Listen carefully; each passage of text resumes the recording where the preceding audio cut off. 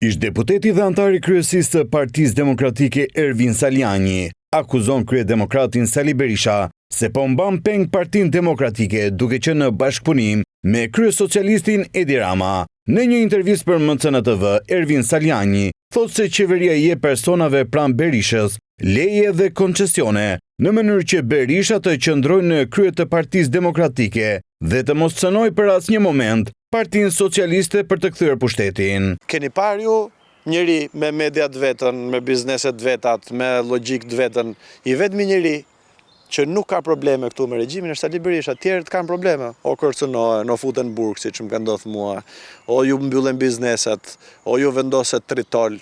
Vetëm Sali Kolltuku edhe Edi Rama i kanë punë në Terezi se mbajnë njëri tjetrin. Pra Sali Berisha po uzurpon Partinë Demokratike për arsye personale.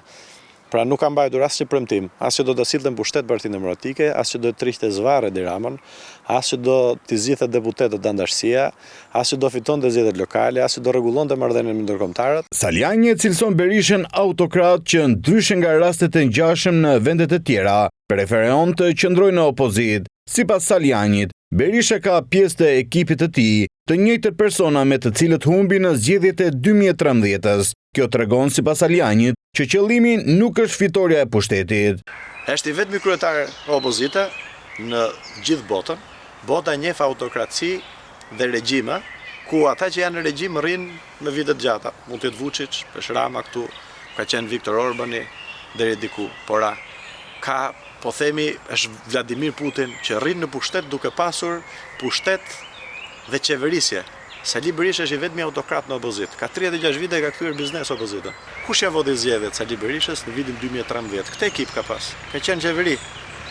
Kur i humb qeveri dhe me rezultat katastrofik duke qenë qeverisje, si do ta mundesh me të njëjtin ekip? Ore kanë refuzuar shqiptarët duke qenë qeverisje. Se ky është me parimin që me qenë se nuk do populli, ndryshojnë popullin. Ore nuk do popullin më zotre, se ndryshon dot popullin,